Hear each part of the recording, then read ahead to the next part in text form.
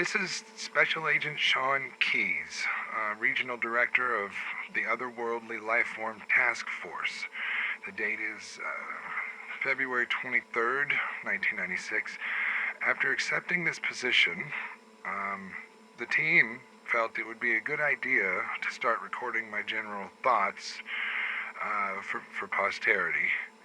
So, few people have been exposed to the kind of things I'll be seeing, and to be honest, I'm not sure if that's exciting or terrifying. Regardless, now that I've been fully debriefed, I can get to work investigating this fascinating species. Director Peter Keyes, my father, was part of the OWLF in 1987 when first contact was made with the Predator by a team of highly trained Special Forces soldiers in South America. And the Predator was disabled by the last surviving member of the team, triggering a powerful self-destruct mechanism. My father and his team interviewed the survivor extensively, while an OWLF survey team combed the blast area for any evidence. Besides some additional information on the species from the survivor, the team found very little to recover. It's been nearly 10 years since first contact, but I hold out hope that this is a sign of things to come. December 3rd, 1996. Things have been moving slowly. I knew this would be difficult, but there's finding a needle in a haystack, and then there's finding a needle in 20 haystacks. I've spent most of my time sifting through hundreds of documents and countless data entries trying to understand the predators, a name my father apparently gave them. After the OWLF made contact with the survivor of the Valverde encounter, Alan Schaefer, they received a wealth of knowledge that helped define how these creatures operate, luring and stalking prey, skinning them, making trophies of their bones. I mean, these are the hallmarks of a sport hunter, not a simple carnivore. And furthermore, when Schaefer was completely disarmed, the Predator removed its own weapons, suggesting a cultural system of honor. And after the first encounter, things started to fall in place. Some details and past stories yielded more data in retrospect. From these notes, looks like we've had multiple documented encounters over the past few years, but nothing that yielded more than stories and other anecdotal evidence. February 12th, 1997. The team here has spent the last few years working on countermeasures and other methods for hunting the hunters. If we can get the jump on one of these bastards and catch it alive, the world would change forever. It's strange that nothing has ever been recovered from a predator encounter. No body, limb, even a finger has ever been found, although this isn't entirely surprising. The predator is perfectly designed for covert hunting. I mean, we can't see it because it employs advanced light-bending technology that renders it effectively invisible. However, it can see us perfectly through active infrared scanning. I mean, we're betrayed by our own natural body heat. Fortunately, the infrared isn't too advanced. Dutch Schaefer was able to evade the predator's sight by covering himself in cool mud. So this led the team to develop a bodysuit that similarly masks the wearer's infrared signature. And we're still working on ways to counteract the cloaking system, but recent efforts have been encouraging. July 2nd, 1997. It's happening. We've gotten word that a crime scene in Los Angeles reportedly contains hanged, skinned bodies. LA's also experiencing a record heat wave, which correlates the data suggesting that ambient heat is a factor when predators choose their hunting grounds. Now, I'm convinced that we're experiencing a new encounter. The field team boarded a plane hours ago and should be on site before the end of the day. To maintain secrecy, my father and the OWLF agents are going undercover as DEA agents investigating drug trafficking in Los Angeles. Our intent is to capture the city hunter alive. Now, with this goal in mind, we've outfitted the team with infrared suits, nitrogen-based freezing mechanisms, and a broad surveillance package to monitor as much of the city as we can. I shouldn't get my hopes up, but this still could be some kind of, run-of-the-mill homicidal maniac, but I wouldn't put money on it. Until our team receives confirmation, we're holding back to prep the lab for receiving.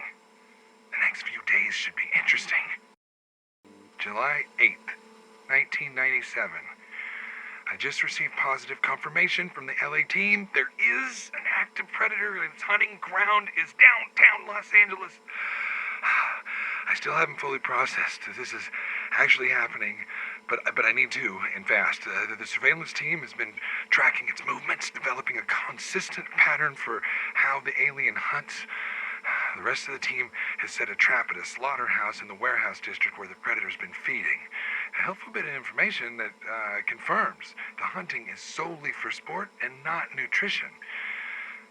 The plan is to deploy countermeasures, then covertly assault a predator using the heat-dampening suits. It's a risky gambit, but with such a limited timetable, we have to take opportunity when we can. I think it's the best thing we just head to LA and establish a mobile lab so we can be ready the second the predator's captured. If this goes to plan, we'll be involved in one of the most momentous moments in human history. July 10th, 1997. It's been several days since the LA encounter. The director of the OWLF, Peter Jacob Keyes, my father, was killed in the line of duty attempting to capture a predator codenamed City Hunter.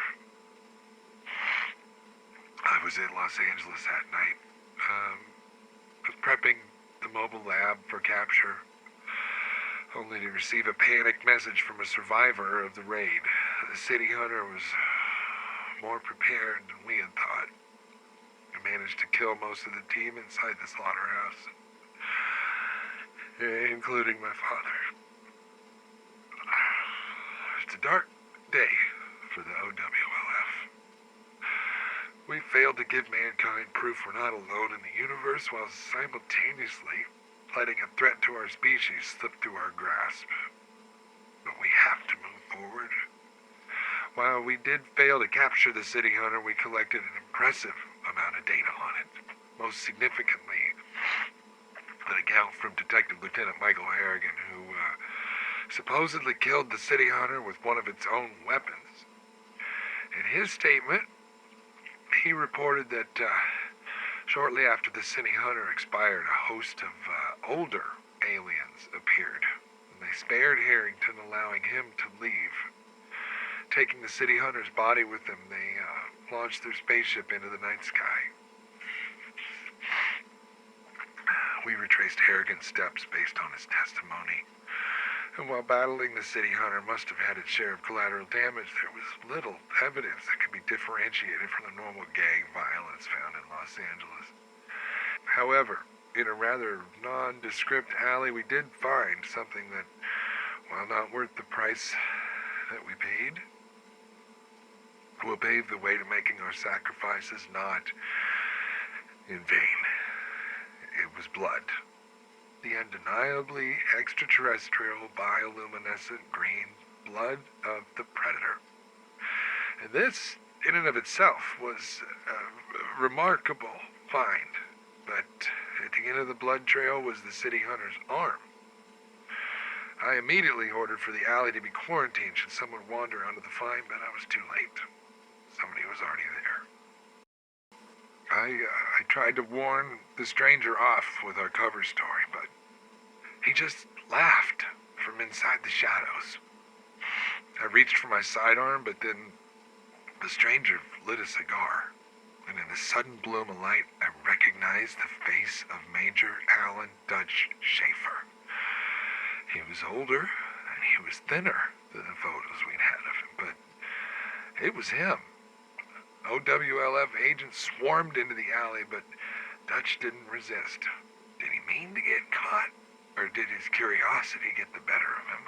It's hard to say. The last known whereabouts of Major Schaefer were in OWLF custody shortly after having been interviewed by my father, then Special Agent Peter Keyes, shortly after the Valverde incident. The last time I heard of Dutch was when he vanished from OWLF custody after my father had questioned him concerning the events in Valverde. But here he was, in the same place as another predator attack. In the debriefing, he tells me everything, how he was good friends with my father and how he'd been unofficially let go to help hunt down and find these creatures. They've secretly been keeping tabs with each other over the last few years, sharing discoveries and leads to different predator encounters in the attempts to stop this threat. After seeing the signs, he too showed up in LA to help track down the city hunter, but limited resources kept him from getting here in time to do anything. July 11th, 1997, Dutch has been surprisingly helpful to our efforts. He knew my father, and he was sympathetic about his death. He offered to help us in exchange for funding and a team. Dutch would be our on-site agent for any alien incursion. And when he says he knows them and how they hunt, I believe him. If Dutch could start bringing back bodies, technology, even just first-hand accounts, we could make huge advancements. But before he left, Dutch brought out what I'd seen briefly in the alley. It was a collapsible spear, the same one the city hunter used against Harrington. He wanted to keep it as a down payment. While advanced, the spear was relatively rudimentary. I was reluctant to let it go, but it seemed like a good faith investment, though I doubt I could have stopped him anyway. The good news is that Dutch gave us a fully functioning alien helmet.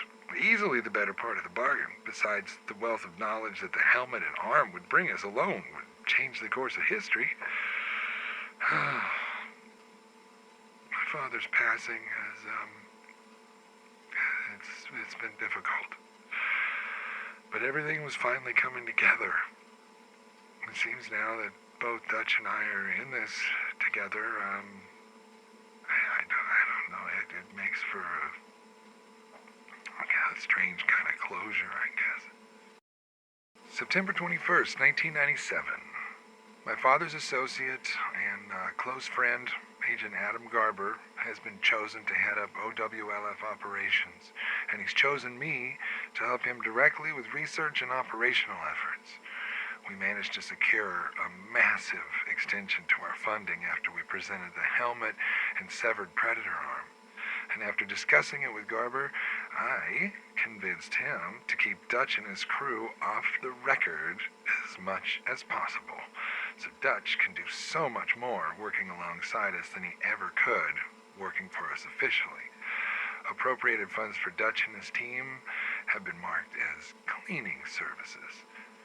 Studying the arm has revealed so much about the predator physiology, and we are just now scratching the surface of what this helmet can do. There's also a damaged computer attached to the wrist, which must have been destroyed by whatever severed the arm.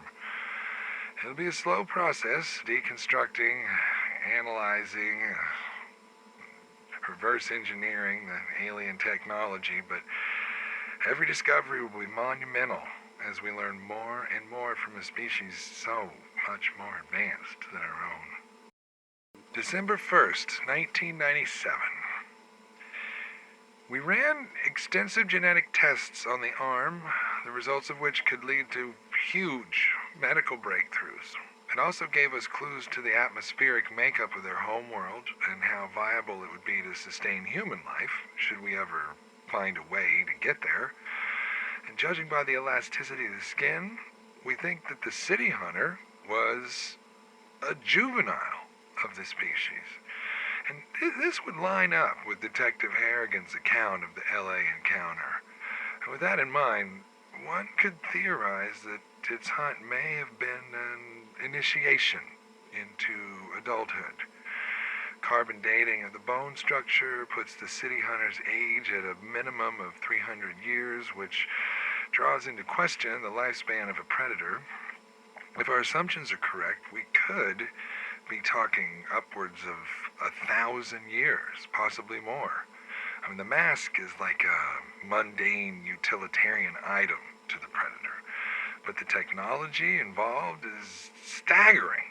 Aside from the respiratory functions, the visor built into the mask is capable of displaying multiple visual frequencies. I mean, this explains how the city hunter found and killed the OWLF team in the slaughterhouse. I mean, we assumed that they only had access to infrared, but we were clearly wrong.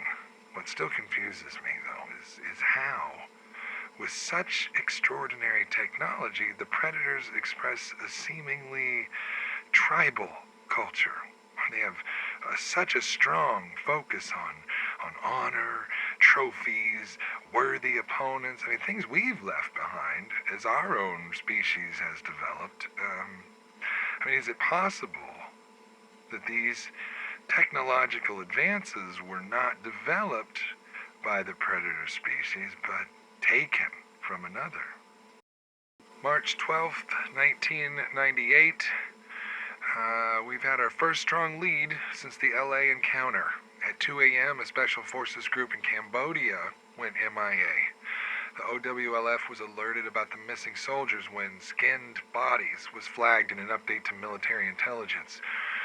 We dispatched Dutch and his crew to the location within hours.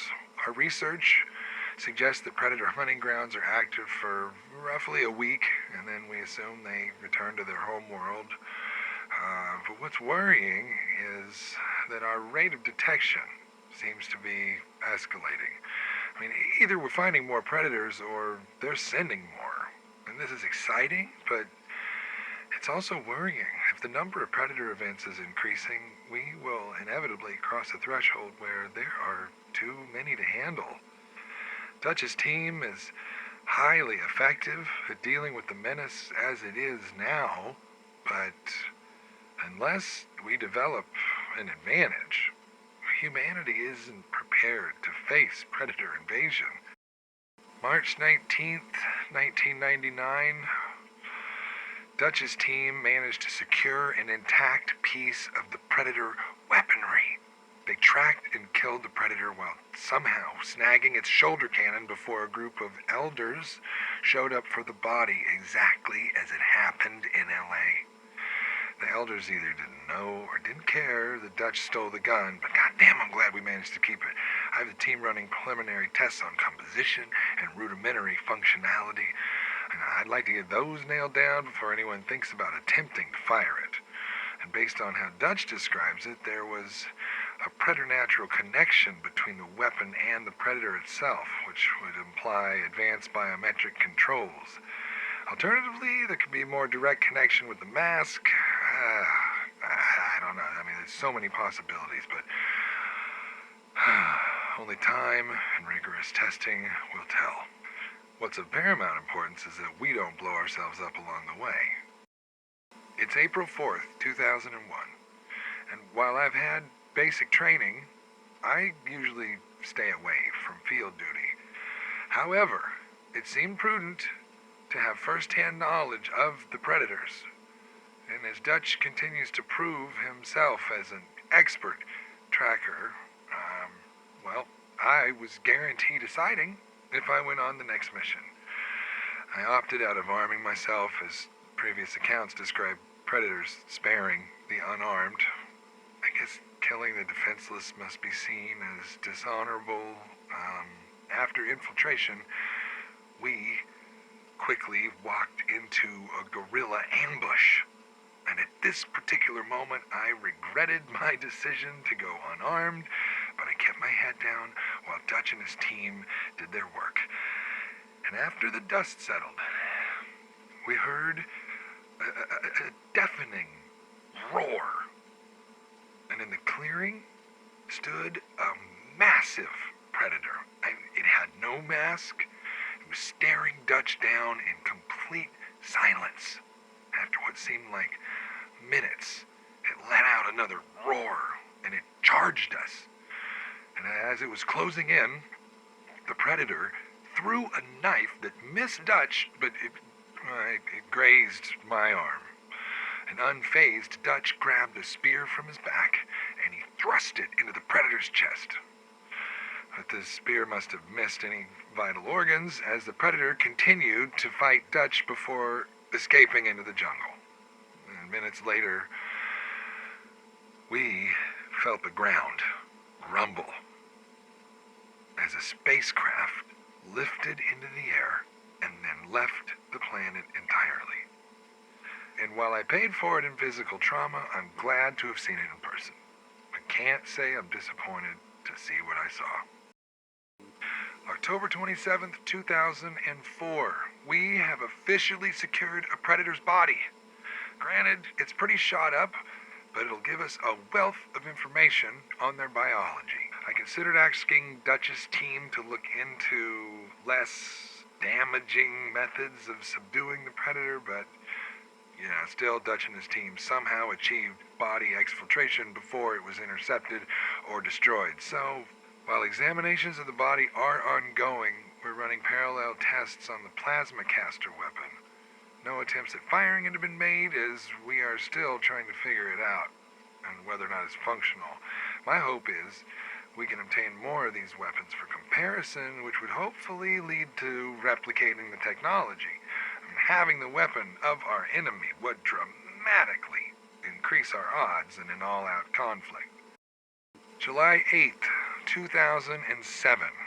Today's the 10th anniversary of my father's death in Los Angeles. Because of his contributions to the OWLF, the very building I'm sitting in was named in his honor. Nothing stood in the way of his drive, passion, and his desire to learn the secrets of the universe. With everything we've accomplished since his death, I'd like to think he'd be proud. And the best way to honor him now is to make sure his legacy lives on. Our team will continue to make history in the name of Peter Keyes. March 10th, 2008. The team is pretty shaken. On our last mission, Dutch's crew was killed. We dispatched his team to a hunting ground near a small village, but the entire village was empty. Investigating the scene revealed a fresh human skull and spine impaled and dangling on a predator's spear at the center of the village. And that's when all hell broke loose. The team could find no target, as one by one, they were picked off. Dutch got the survivors into cover and offered himself up as a challenge as he drew his own spear. And within seconds, he stood face to face with a very unique predator. He described its armor as far more ornate, almost Egyptian in its regal design. Physically, it was slimmer, yet far more deadly than any previously encountered predator. Based on his description, I'm confident that what he encountered was the female of the species. Our assumption has been that all known predators have been male, though up until now it was mostly an informed guess. Dutch was ambushed. He was pinned to a wall by the female's net launcher, and he observed the predator walk toward him and then activate her shoulder cannon, which quickly shot every member of his team with astonishing precision. And as the razor netting cut into his face, blood apparently ran into his eyes, and Dutch says he only barely saw the predator cloak and disappear into the jungle. Given the heavy casualties, Dutch's severe injuries, it's unlikely we'll be sending teams out for some time. I fear we've kicked the hornet's nest on this one, and now the queen is pissed. November 17th, 2008. For some time now, the medical team has been experimenting with technology devised from the Predator medical kit. Clearly, predicting injury on their hunts, predators carry a small host of advanced medical devices. Now, while configured for predator physiology, the foundational technology is surprisingly universal, though nowhere near ready for human testing until March of this year. Dutch returned from a hunting ground with severe injuries after a confrontation with the predator female. The consensus was that he wouldn't survive, but with Dutch's consent, we used a host of experimental options to stabilize his condition, including a serum containing predator blood cells augmented with human DNA. Now, one of the factors that contributes to the predator's long lifespan is their ability to regenerate tissue, and our hope is that this could be altered to identify human tissue as its own and repair it accordingly. So far, the serum has accelerated expected convalescence. What a man of Dutch's age should be able to heal in a year occurred in under 3 months. He will remain in quarantine and the side effects of the serum can be identified. Given how severe his injuries were, it's a small price to pay, though at some point we'll need to discuss sterilization with Major Schaefer. Because if this affects his DNA, we can't risk that change disseminating into the gene pool. It's May 24th, 2010, and things have been alarmingly calm, which is making me nervous. A short time after Dutch's brush with death, we had an energy surge that only affected the predator equipment. We have no idea what caused the surge and can't tell if it damaged anything, but it was definitely some sort of localized anomaly. Granted, we've collected quite the assortment of predator tech, but the possibility of losing even a few pieces is terrifying. I'm worried that this has something to do with the emergence of the predator female. Are they preparing for something? I doubt they've decided to leave Earth alone. Either way, we're in a holding pattern until the next encounter, but with this predator drought, we may be out of luck. March 3rd, 2015. With predator encounters dwindling, our funding has been adjusted accordingly. I know the other intelligence branches have been eager to get our section closed, as they're not privy to what exactly we've been doing. And they know we're in research and development, but we haven't produced any weaponry or technology that's ready for deployment, which was a major incentive for getting the OWLF established. As far as they know, we're just a bunch of UFO lunatics chasing conspiracy theories. The technology that we've recovered would suffice, but there's so much more to what we do than just harvesting weapons for conventional warfare. Regardless, it seems we'll have to bite the bullet and do what we need to do to defend humanity against the predator threat. If we throw the government some of our lesser breakthroughs, maybe that will keep the wolf from the door. Either way, we'll need a live specimen to make further significant strides. It seems that every encounter with Dutch leads to a dead predator and broken gear, and that's only if another band of predators doesn't show up and take the body. Long story short, something needs to start happening soon, or the OWLF may have to shudder. Final entry, August 29th, 2016. It's official. They're abolishing the OWLF. In my opinion, it was a certain central agency that stuck the final knife in our back. But that's not relevant anymore. A group of private contractors pitched a task force to replace us, and it was approved. Because we blazed a trail of discovery, they were able to swoop in and overpromise without putting in any of the legwork. Because of their prior weapon development experience and the guarantee of a predator within 1 year, they were swiftly greenlit. Many of our Other agents, myself included, were given jobs on this new Project Stargazer. Since this is no longer the OWLF, I suppose I don't need to record these anymore. It's not like anyone will hear them. The research department's being cataloged and classified for storage. Still, I just wanted to say, I'm sorry, Dad. I'm sorry, Dad. I tried to keep it going. I really did. I tried to find a way to keep this from happening to anyone else. But it was too much. Project Stargazer is not what you built. But I will make sure I bring your vision with me. Fortunately, Dutch managed to stay out of our official works, but I'm sure I'll be hearing from him soon. Dutch, it's Sean, and by the time you receive this recording, I will have joined Stargazer as head of xenobiology.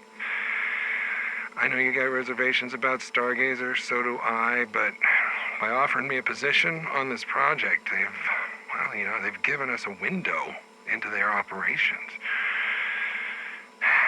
After what they did to us, it's an opportunity that I have to take. I won't lie, it's more than just keeping an eye on the guys who shut down the OWLF. I want to be there for whatever discoveries they make. I need to know what they learn. I need to be there when they learn it. And I know I sound obsessed, and maybe I am. Maybe we both are.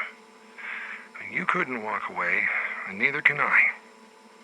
But I'm not a soldier. I'm a scientist. I can't do what you can do. But I can do this. Additional tapes to follow. Sean Keyes out. The last few months have been frustrating. You'll be happy to know our efforts to sanitize OWLF headquarters were largely successful. Stargazer is years behind the curve regarding the alien threat, but that's all I can report. Xenobiology isn't as respected as it was in the OWLF. I mean, I submit research data, but I don't know what happens to it. They strangle all the interdepartmental communication, so the right hand has no idea what the left hand is doing. Directors seem either disinterested or incompetent. I mean, it's hard to tell. All inquiries outside their personal interests are ignored, leaving so much data and discovery untouched. Well, it's safe to say the only real directive here is provoking predator encounters. It's the only data I've submitted that's gotten any kind of traction. And I know I'm light on actionable intel, but sooner or later, it's just gonna hit the fan. And when it does, everything will come into sharp focus. Stargazer has identified the hot zone phenomenon. I was hoping it would take them longer, but sooner or later, they were gonna correlate environmental data with localized conflicts. Knowing that the predators hunt armed combatants in hot, humid locations has significantly narrowed their field of search. But we've crossed the threshold from inconvenient discovery to horrifying application. Someone in logistics let it slip that a deep cover team had been dispatched somewhere in Central America, and days later, a known cartel war goes completely apeshit. A week of the most violent exchanges they have seen in years. We can't know for sure if there was a predator event, as trophy claiming isn't unheard of in some of the more ruthless cartels, but there was a report of an enforcer who was missing his head and spine. When the directors read that report, I suddenly became really important to them. They wanted to know how we can provoke them. How violent do the battles need to be? What kind of people would make the best bait? This wasn't a one-time deal, Dutch.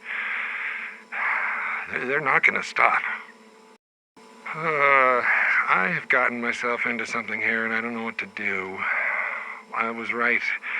They've ramped up the use of provocation teams, not just in the Americas, but everywhere. I don't even know the full scope anymore. It's terrifying. I've been thinking about my dad a lot, hoping that if I put myself in his shoes, I might know what to do. We were a lot alike, but the ways that we were different, they're significant.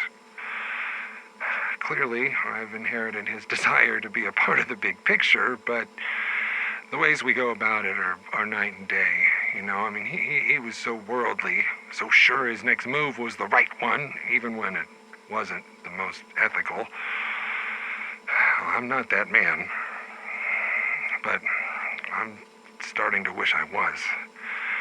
I know it's not helpful to think like this. Look, I am who I am now, so I might not be him, but he taught me to work with what I have, not with what I wish I had, and to stand up and do the right thing, even if it means getting my hands dirty. I know taking down Stargazer is the right thing to do. And I don't know how dirty my hands can get, but I'm gonna find out. Oh, God damn it. I was just in a department heads meeting with the directors. And they're not content with just poking the bull. No, they want to sell the bull a frickin' machine gun. Apparently, they lost too many agents starting skirmishes. But that isn't the real problem. Those are just human fucking lives. The real problem is that the conflicts don't last long enough. They need to stretch them out to keep the predator window open as long as possible. I tried to steer him off of it. I really did. I'd lied. I told him the data doesn't follow. And then that fuckwit from logistics drops his brilliant idea. They could sell arms to the losing side of a conflict, and if they start to win, we just sell arms to the other side. We just keep the meat grinder going until fucking aliens show up. I mean, I can't let this keep happening. The larger consequences of this kind of instability are global. I have to tell someone. That someone is you. And I don't know how much of the DOD is in on this, so I gotta take it to the office of the Inspector General. And if they don't do anything, well, then I guess we're just fucked. I'm gonna do it. I'm gonna do it. I'm gonna do it. I'm going to the OIG with everything I know. I'll need proof, so I've put a drive together with a copy of everything I could get my hands on. The only problem is getting it out. I mean, I am stripped and scanned by security when I arrive and when I leave. We're not allowed any personal items. Everything is provided by Stargazer. Oh, man. These recordings have been small enough to get out on a micro SD card. I've been hiding it under my tongue, but the amount of data I can have on the agency, well, that really requires something larger. And, there's only one conventional way I can think of smuggling this thing out, but might be a bit uncomfortable. You know what I mean?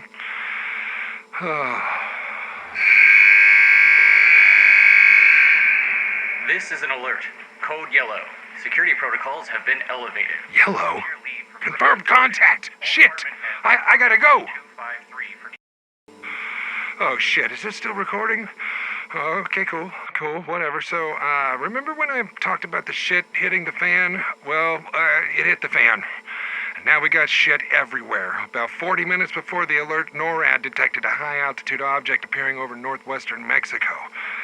It maintained an erratic trajectory until it crashed some 26 kilometers southwest of El Fuerte. Normally, Stargazer isn't in the loop for a downed aircraft, but when I say it appeared over Mexico, I mean it wasn't there, and then it was, which suggests stealth technology. Drones dispatched over Mexican airspace provided aerial photography, but the crash site is heavily forested. Traeger is already boarding a cargo plane bound for El Fuerte with an extraction team, and that is all I know right now. Oh, Jesus, the last time we even got a glimpse of a Predator spacecraft was Los Angeles. Imagine what we could learn.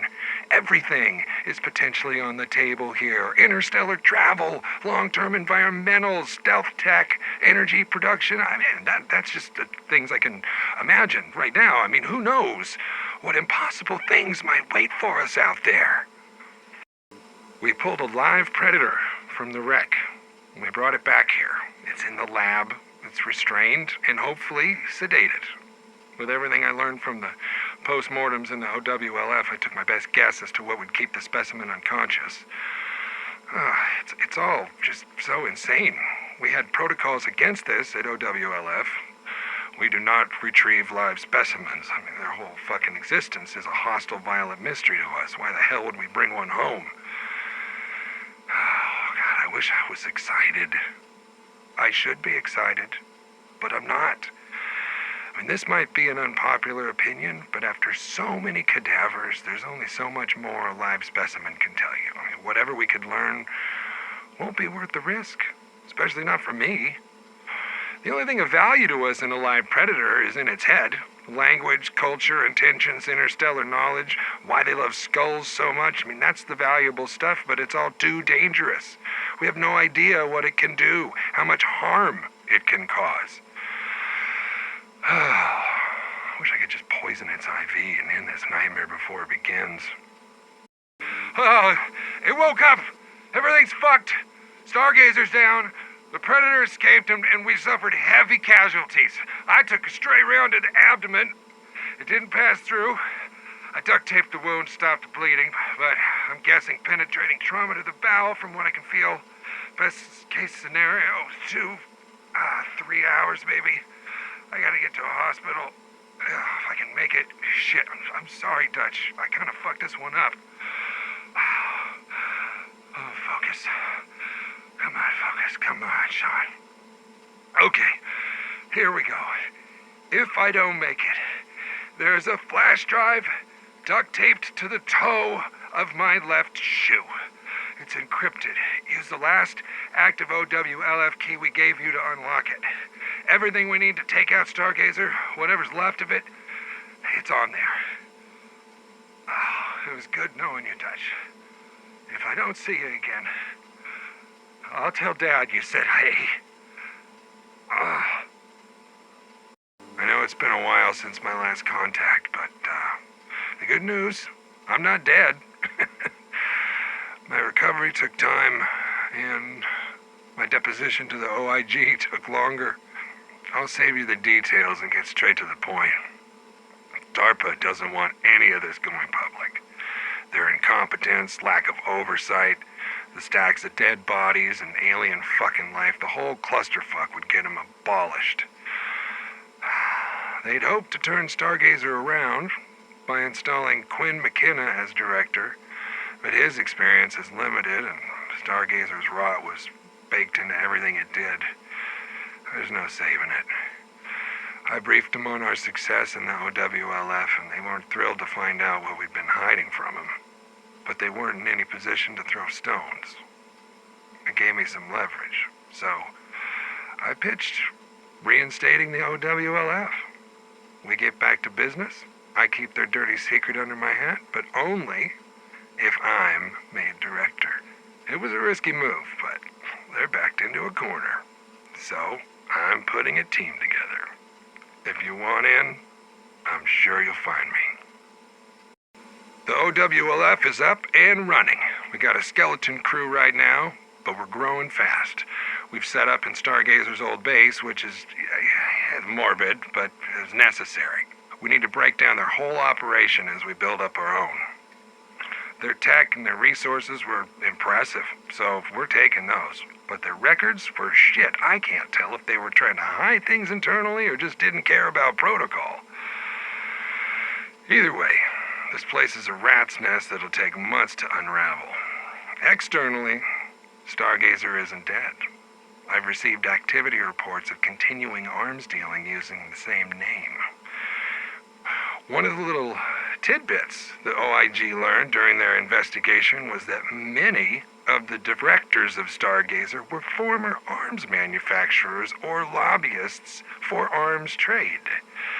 We have no idea what kind of resources they had outside of Stargazer, but clearly it was enough to stay in business.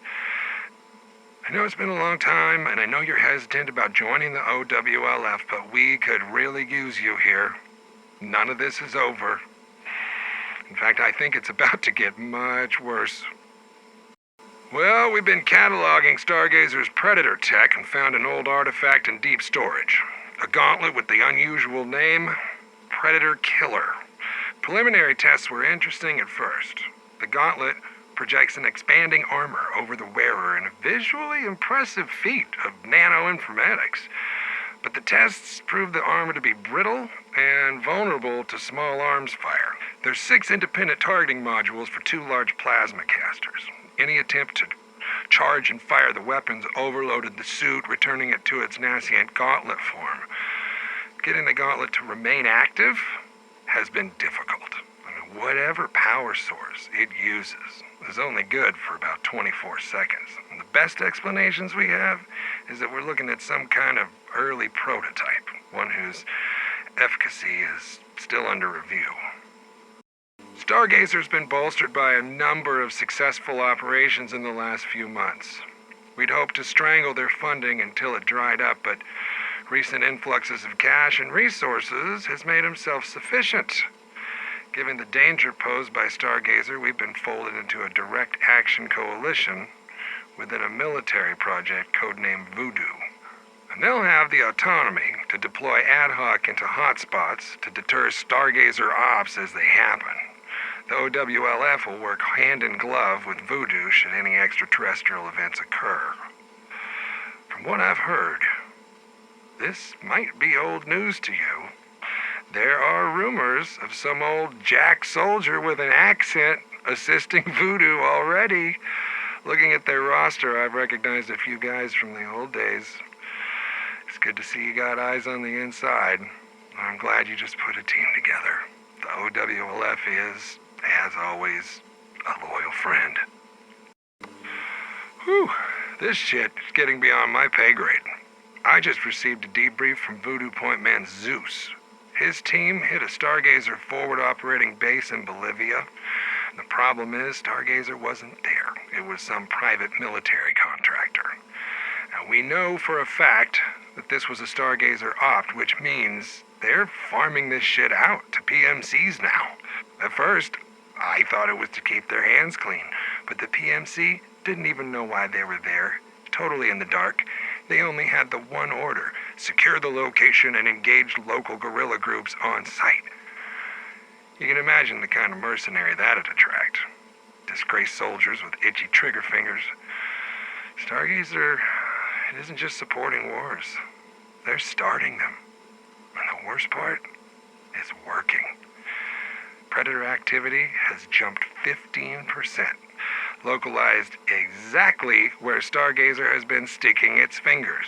I hope you're on this, Dutch, because if you're not, you need to be. I thought about keeping this from you, but, you deserve to know. Cleopatra was sighted in Sierra Leone.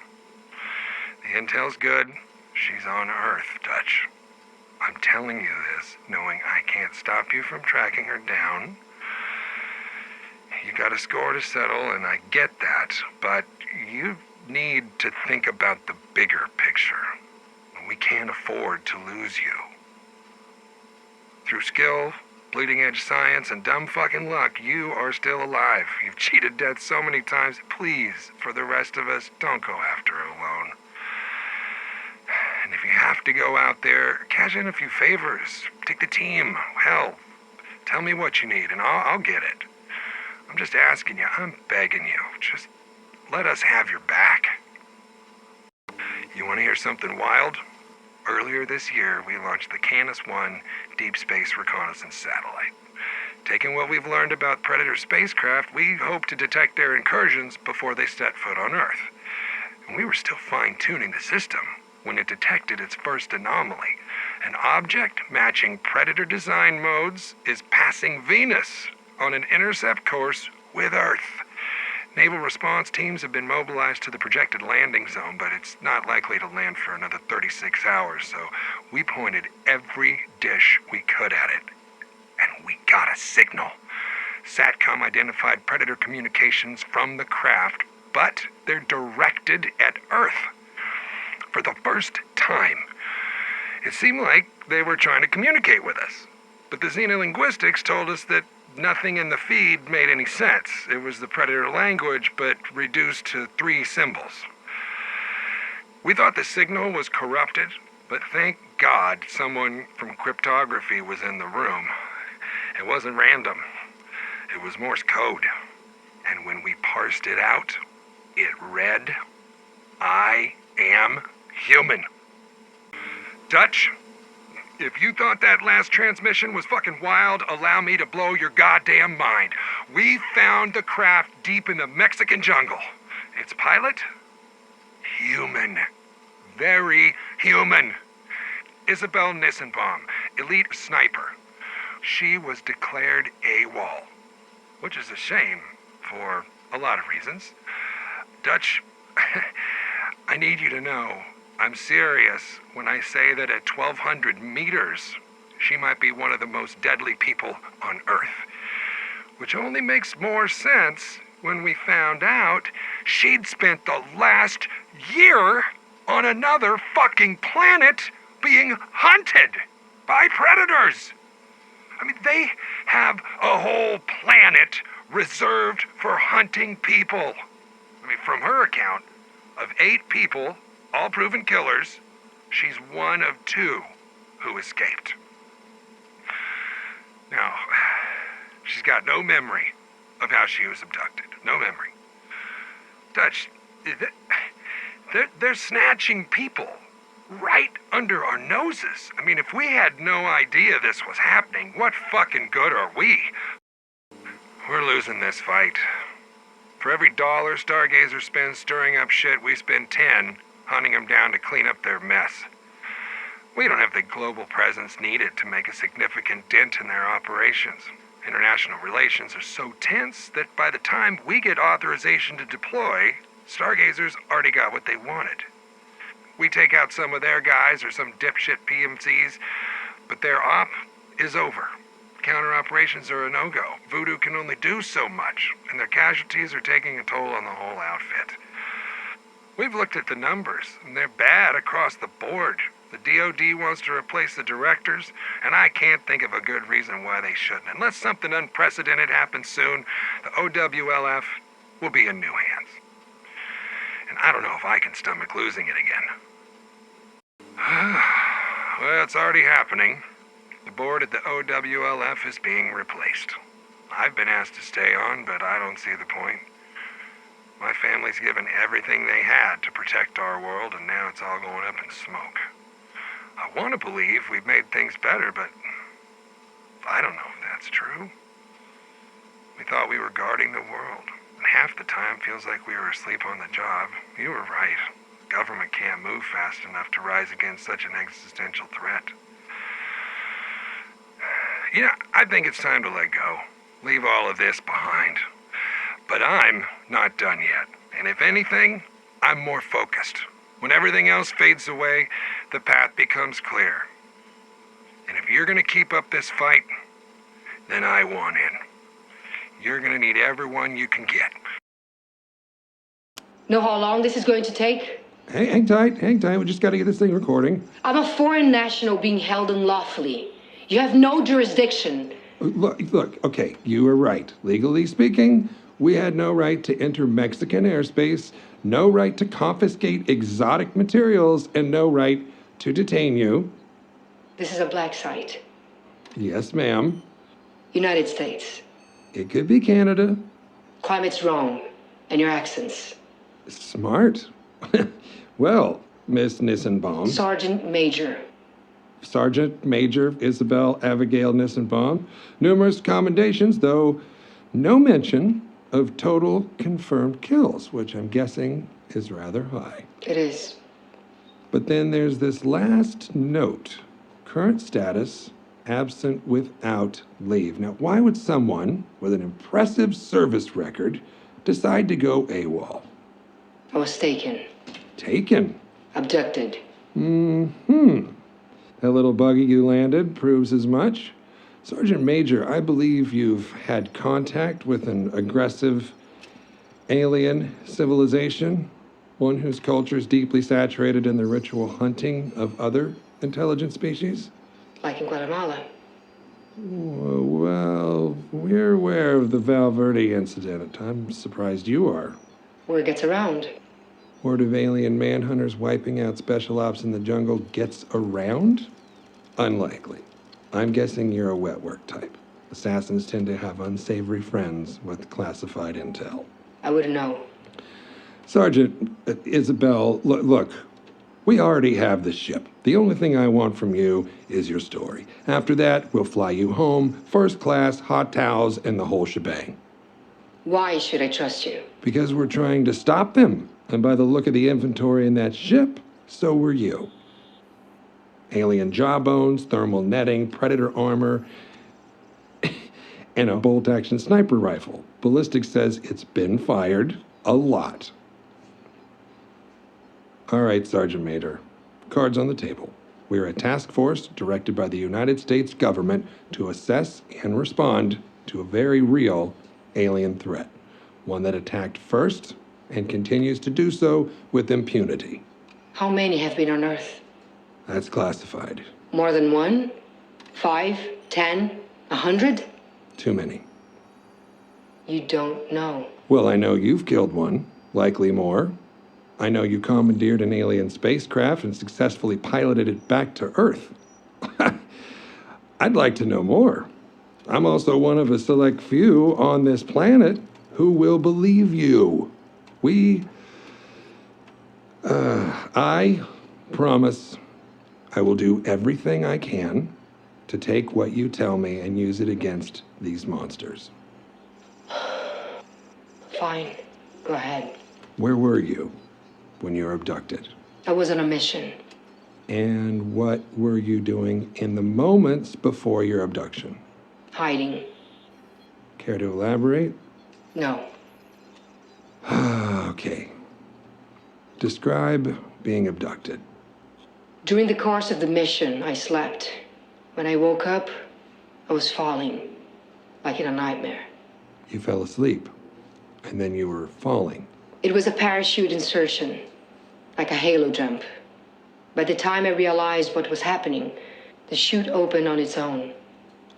I thought I'd wake up, but I didn't. It was real. From that elevation, could you recognize anything? No. There was only jungle. Sergeant Major Nissenbaum, in your estimation, during the time of your abduction, do you believe you were on Earth? No, I do not. Sergeant Major, a terrestrial weapon was found inside the alien spacecraft. Bolt-action sniper rifle. Was this rifle assigned to you? It was, by my request. Was your rifle slung on your person when you fell asleep? No, but I was holding it. What did you do after landing? I did a supply check of my person and began to recon the area. I was disoriented. I worked under the assumption that I was on Earth, but somewhere I'd never been. It soon became obvious that this was not the case. And how did you arrive at that conclusion? The combination of flora was wrong. Too many species together that shouldn't have been. Others that I couldn't identify at all. Were you alone during this time? At first. There were others. Not long after landing, I spotted an American mercenary, a Mexican cartel enforcer, and a Spetsnaz Special Forces soldier debriefing each other. I believe we were deployed to the planet at the same time. Over the course of several hours, we found 2 American serial killers, a Yakuza enforcer, and a member of a Sierra Leone RUF death squad. It didn't take long to see what we had in common. Killing. Yes. Yeah. Given the situation, we agreed to work together to find a way out of the jungle. After a short time, it became clear we were being pursued. hunted. Can you expand on that? There were traps, hunting animals used to flush us out. No shelters or signs of civilization. We concluded that the planet was a kind of preserve. We'd been brought there as prey. The whole planet was a game preserve. As far as we could tell, yeah. Of the 8 of you, how many survived? Myself and the American mercenary, You get his name? Royce.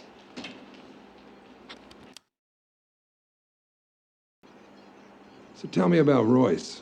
What do you want to know? He got a last name? I never asked. Why do you think you and Royce were the only survivors? Killing doesn't keep you alive. We infiltrate, complete the mission, and get out. We were trained to survive, not to butcher civilians. You two sound chummy. How did you earn his trust so quickly? I didn't at first. It was very difficult to earn his trust. He worked with us because it was tactically advantageous. He saw us as disposable. And how do you know that? When we were trying to identify the enemy, he used us as bait to lure them out. Someone died. And why would you want the trust of a man like that? Look at the list I gave you. Do you see a lot of trustworthy men? I knew he was my best shot at getting out alive. And I was right.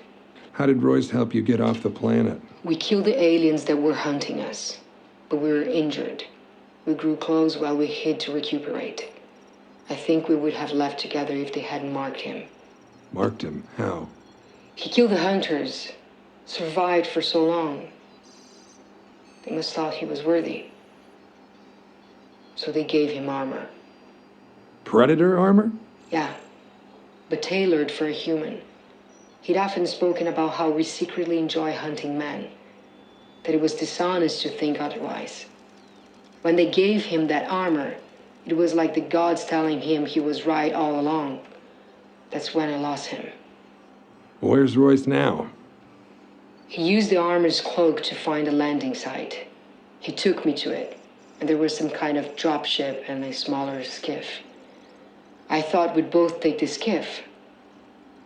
But he said he wanted to meet them, face to face. I argued with him, pleaded, but there was no point. Whatever connection he had to humanity, to me, died in the jungle. His ship disappeared into the clouds, and I was alone. I want you to know I appreciate your cooperation here today. We're going to be chewing on your testimony for months. Sure. But now to the part that, frankly, I am really excited to hear about. How did you pilot an alien spacecraft back to Earth? And just to be clear, there are like 9 engineers with their ears pressed against that door. So, be specific. Before he left, Royce unlocked and readied both ships using the computer on his armor. I don't know if he could have done more, or if he just didn't care to. But he responded to me as though I were one of the hunters. Everything was in their language. Well, how did you decipher their system? We're trained in naval navigation, so some things made sense out of practicality. Others I figured out through trial and error. Time was difficult to judge there, but I slept several times as I worked it out.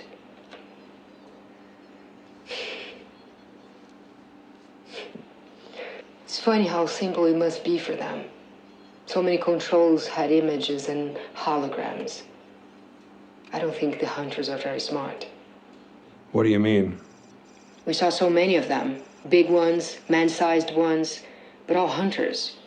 There were no mechanics or techs. No one ever performed maintenance. If something broke, they abandon it. I think it all works for them, but they don't know how it works. Would you fuck off? That's been a running theory of ours. Please, continue. I found a planetary directory and just spent hours going through it until I found Earth. I grabbed my supplies and started pushing buttons in the directory until the ship rumbled, and then I sat down and prayed. I don't know how long I was on the ship. Long enough to go through my food, but not long enough to starve to death. It was quiet. I spent my time sleeping soundly for the first time. I don't know how long. I woke up once and there was Earth, huge and blue. The ship wanted a landing zone, but I couldn't read the locations. So I chose at random, Sounds like you got lucky. I guess. Well, that about covers it. I just want to say, you've been through a horrible ordeal, but the OWLF thanks you for your assistance. Good.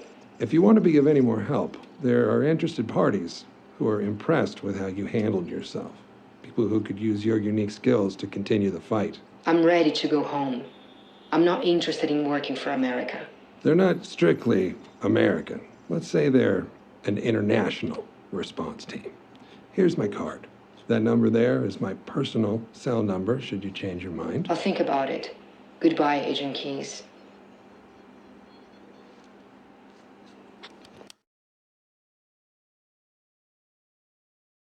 It's September 12th, 1987. My name is Major Alan Schaefer, also known as Dutch, U.S. Army veteran, Special Ops Commander, and the only survivor of the Valverde incident. These tapes are my personal testimony. Insurance. Should anything happen to me, what I found won't be lost. My team was brought in to rescue a Guatemala cabinet minister and his aide, who had been captured by guerrilla forces in Valverde. We located the downed helicopter, and the skinned bodies of those aboard hung in nearby trees, seemingly at the hands of guerrilla fighters. After assaulting their camp, it became clear that the mission was a setup. American intelligence had sent us to retrieve the captured agents who had been on recon for future military action. But none of that matters, because while we were clearing out the guerrillas, something was hunting us. An invisible killer tracked us as we made our way to the extraction point. In 24 hours, it wiped out my entire team. Rick Hawkins, Blaine Cooper, Mac Elliott, Billy Soul, Jorge Ramirez, and Al Dillon. The best soldiers I've ever known. Men I trusted with my life were butchered like animals.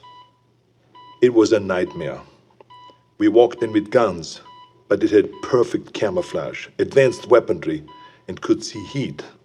It was strong and smart, a pitiless hunter. I waited, I watched, and when I understood it, when I saw how it hunted, I killed it. As it lay dying, in a final fuck you, it activated an explosive device. I barely escaped that blast. My radiation sickness and the crater of the explosion are the only evidence it ever was here. I've given my official statement to Agent Peter Keyes of the OWLF, but it's become clear I needed to investigate Valverde myself. Keyes was thorough, but he asked all the wrong questions. I mean, we have proof of alien life, but that life sees us as game. It's an alien whose first contact with humanity was to hunt us for sport.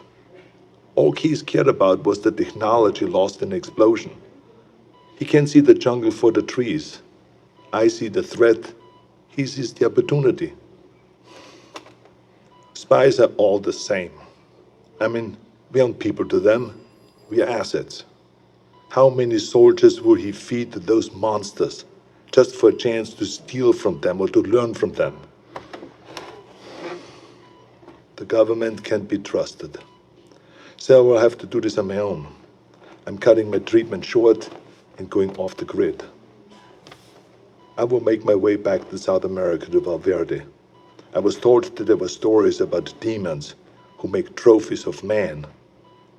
I'd like to hear those stories.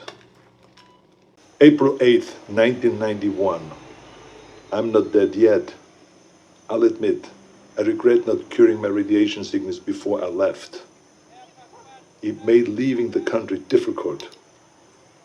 I cashed in a few favors, took one too many off-the-book flights in rusted-out buckets, but I made it back to Valverde.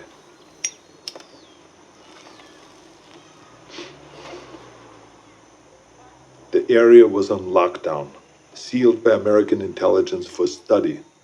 The complex centered on a crater from the alien self-destruction. I found the scientists slumming in a local bar. A few drinks, a couple of threads later, he was ready to talk. It wasn't much, barely anything I didn't already know. The blast emitted a form of radiation they'd never seen before. Some believed it was extraterrestrial, some didn't. Either they're not too bright, or there's nothing to find. I decided to let them keep searching in vain. It kept them busy and off my trail. I've been touring villages and small towns using the cover of an author writing about South American folklore. I don't know if any of them bought in, but they took my money and told their stories. The closer they were to the jungle, the more stories of devils in the trees.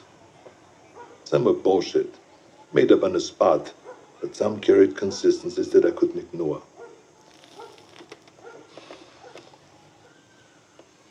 Whatever it was, the demons who make trophies of man, the devil of the trees, or the skull taker, the stories always began on the hottest summer that they could remember. In the summer of 1987, Valverde nearly broke its all-time high in temperatures. They love the heat. It must remind them of home. Everything else confirmed the truth of the stories. Proud warriors skinned and hanged, skulls and spines ripped from their bodies. Maybe it was obvious from the beginning, but it wasn't until I heard the stories that I truly accepted the purpose of these mutilations. I mean, they're taking trophies. They travel impassable distances to hunt us, skin us, and mount us over some alien fireplace on another world. It would be disgusting if it weren't so familiar. Where do I go now? It's been on my mind all year. The takeaway from all this intel is that they've been doing this for decades, centuries maybe. They're coming back, and I need to be there when they do. June 27th, 1992. It's hard to remember that the most important part of an operation is patience. You can plan the perfect op, but you can't account for everything. If shit goes south, there's nothing to do but to adapt and finish the mission.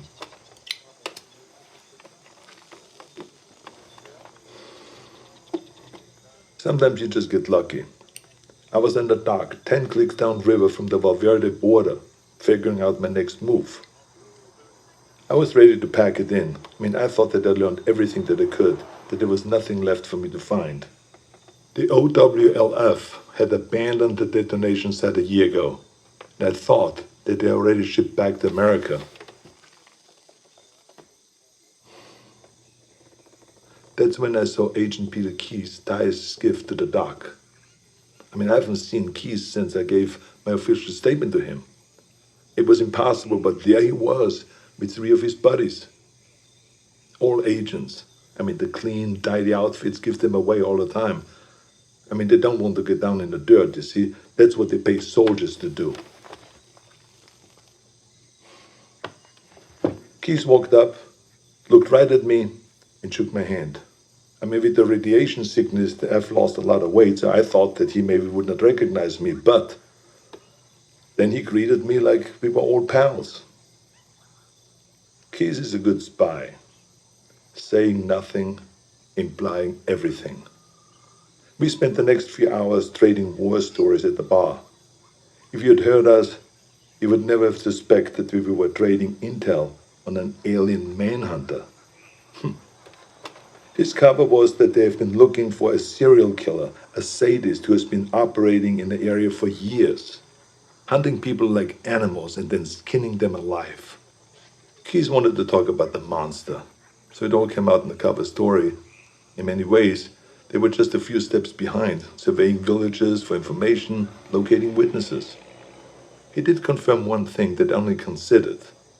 He told me how the killer chose his victims. They were always armed. A rifle, a pistol, a knife in the boot. He wasn't taking kids or random villagers. He wanted a challenge.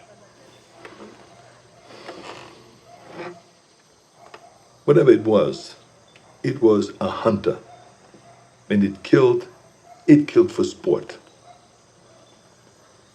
I wish they were here for a military action, recon for an invasion, but the truth was so much worse. We are prey, animals, fit only to be hunted. Keyes and his buddies paid the tab and mine, but before he left, he winked at me and he said, "Stay out of the jungle. That's where he gets you." I tracked Keyes and his team for weeks, but they didn't learn anything new. Maybe they knew that I was there, maybe they didn't, I don't know. I've risked enough for now. I think it's time to disappear. Keep my ear to the ground. Be patient. March 3rd, 1996, Zaire. I thought I could wait. I thought that I could hold back and make my move at the right time. I couldn't. Fuck. I had to find them. I needed to hunt it or let it hunt me. I joined up with any private military company that was headed into the hot zone. I pulled every string, cashed out every favor just to follow the sweat and the death that attracted the demon. I eventually put together a team myself. Lost soldiers and haunted men, willing to fight and to die wherever I led them. They thought that I was a legend, and I let them believe that. I'm quiet and good in what I do. They needed them to see me as a legend, so that they could take them to die in a sweltering jungle. We went on more missions than I can remember. We didn't fire until we were fired at. They thought that it was my code. It wasn't. I was waiting and watching. Our last mission was an evac up in the Congo. A private munition base had gone dark. When we arrived, they'd been dead for days. Bodies strung up on floodlights around the base, all of them skinned, some missing skulls and spines. We secured the site and waited for backup to arrive. In the heat of the day, I stared into the waves of heat coming off the concrete, thinking that any minute they might come alive as the invisible killer. And then they did. I didn't wait. I unloaded every round I had. Trusting me, my team fired in the same direction. It wasn't the first time I'd done it, but this time I knew what I was looking for. It was so fast, we couldn't hit it. We panicked, and stray rounds struck the crate of RPGs. And that explosion hit other munitions that exploded. By the time the smoke cleared, the demon was dead, but so were all my men. I took samples of its blood, pieces of its anatomy, and what tech that I could salvage. And then I burned everything. Then it disappeared. I never checked in with HQ. As far as I know, I was counted among the dead. October 12, 1997, Los Angeles. I needed to come back to the States. It wasn't impossible to sneak contraband through customs, but I wasn't willing to risk what I found in the Congo falling into the wrong hands. Instead, I traveled to Mexico aboard a cargo ship bound for the port of Altamira. From there, I made my way to Tijuana, and I bunkered down. I had tangible proof of extraterrestrial life in my possession, but no idea what to do with it. I'm not a scientist. I did a soldier's duty and secured valuable intel. This was out of my pay grade. I kept an eye on the news. Los Angeles was having a record-breaking heat wave and a gang war on the streets. It was perfect. I could feel it in my bones. I'd been tracking them for so long, I could think like them. I could smell the prey. I could see the hunting ground. I had to get to LA. Crossing back into the States from Tijuana wasn't that difficult, but by the time that I'd reached the city, it was already over. Like Valverde, the OWLF only found crumbs. What I'd hoped might be an alien ship turned out to be only a launching site. I wanted it too much, and I got sloppy. I breached the OWLF's quarantine and was captured. I'd hoped to be bailed out by Agent Keyes, but he died. With Keyes gone, the OWLF was leaderless and disorganized. I was interrogated, but I negotiated my release by bartering the alien materials that I'd recovered from the Congo. During the negotiations, it was clear how little they knew. They needed someone who understood the threat, so I offered to work with the OWLF as a consulting advisor. They had the funding, the technology that I needed to continue my hunt. I wouldn't work for them, but I would work with them. There would be a weapon that I can use to hunt down these predators as they move to fresh ground. It's only a matter of time until they see us as a real threat. When the prey can fight back, it's no longer a hunt. It is war. March 3rd, 2008. We've gotten good at killing predators. Every time we find one, we come back with more tech, more research, and the OWLF's funding goes up. Together, we have gotten stronger and more efficient. For a time, the aliens were surprisingly predictable. They had no idea that we knew so much about them. But that began to change. They sent better hunters every time. They're beginning to see us as a threat.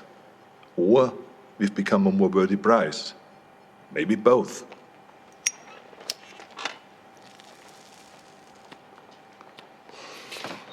We know this because our last encounter was special. We weren't certain if they had any gender to speak of, but that changed when we came into contact with the female. She was smarter and deadlier. She didn't fuck around like the males did. She was direct, ruthless, and skilled. I was in Laos when we first came into contact with her. It was Valverde all over again. Her ambush wiped out my entire team. Only this time, she got me. In a small village, I lost track of her, just long enough for her to pin me with a razor net. Pinned against the wall, razors cutting into my face. I've been fighting for so long, I was ready to die. I should be dead. Instead of making the kill, she cloaked and vanished into the jungle. The net relaxed, and I escaped with my life, and a scar to remember her by. She spared me. Only me. Like she knew who I was. I returned to the exfil. My first failed mission in a long time. Are we going about this wrong? I mean, we've learned so much. But in doing so, have we made ourselves a bigger target? I can't stop thinking about something Napoleon said. You must not fight too often with one enemy, or you will teach them all your art of war. I started this believing that we were learning how to hunt them, or maybe she let me live to just be hunted another day. We were teaching them how to hunt us. January 13th, 2019. I knew that the Predator's deployment to Earth would make it impossible to keep all of this a secret. Sooner or later, there would be another player on the board. I'd hoped that it would be another agency, one that understood and respected the threat. Project Stargazer. Our initial intelligence on Stargazer was that they were capable, funded, but inexperienced. But they were smart. They took the OWLF's funding and got it shut down. Everyone we could identify in their group was a disavowed member of another agency, including the OWLF. Lacking strong leadership and a clear directive, they were sloppy and arrogant. They were aware of the Predator's threat, and while they had many of the pieces, they struggled to see the bigger picture. Stargazer was so far behind that we didn't see them as a threat until the event in Mexico. The recovered Predator escape pod was an extraordinary find for Stargazer, but the death toll was a heavy price to pay for taking a Predator captive. My task force has many directives, but one of the most primary is we do not take captives. Retrieve technology, corpses, and other intelligence. But there's no value in a live Predator, only liability. The enemy does not want peace. The enemy does not negotiate. Its only drive on Earth is to hunt. What we might learn from a captive Predator would never be worth the risk to our people. Stargazer didn't learn from their mistakes, and the technology they've recovered has only made them cocky. When the government cut ties to the agency, it should have shuttered their project permanently, but they only shifted their goals. Guerrilla factions and private military companies are being contracted by Stargazer to set out bases and equipment in locations that we have identified as ideal hunting grounds.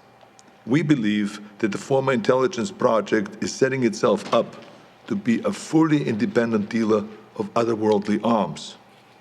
This is the worst-case scenario. Hostile forces will use those weapons on their enemies, and they will use them on us. All the while, the true enemy stalks us unseen. It's a distraction mankind can't afford. Stargazer will have to be dealt with. 2025. It's hard to believe that I'm still here recording this.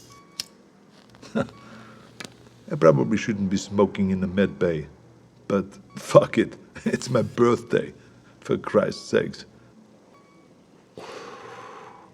I turned 78 today, but I'm out there hunting. I should be retired. I should be doing anything but this.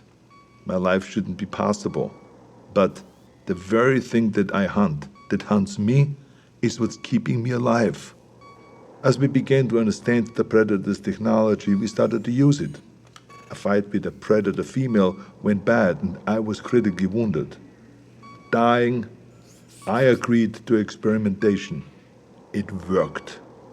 It worked so well that the cells in my body stopped aging. Pushing 80 now, I'm fighting like a man in his 40s. It's not the only experiment that I've been part of. I'm deadlier now than I was in Valverde. The OWLF has been fully reinstated. It's grown larger than ever before. We saved John Keyes from Stargazer. His father was Peter Keyes. I suppose you could say that he was a very dear acquaintance. His son is a gifted scientist. I worry about the future.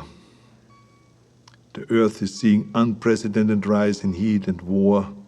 As the climate changes and the temperatures go up, more and more countries are becoming hunting grounds. We have killed so many of their kind, but they only send more. The number of events that we have witnessed has increased threefold in 10 years. We have made an impression on them, but not like we had hoped. We wanted to show them that we weren't prey, to deter them from ever sending another hunter to our world. We sent a warning, but they took it as a challenge. I fear we have made things worse. If the Predators ever decide that we've grown too bold, I have no doubt that they could burn the Earth and all of humanity with it. My only hope is that while they waste their time on sport, we can rise up together and stand against them as a species. Until then, we keep moving, we keep hunting, and we keep our eyes open.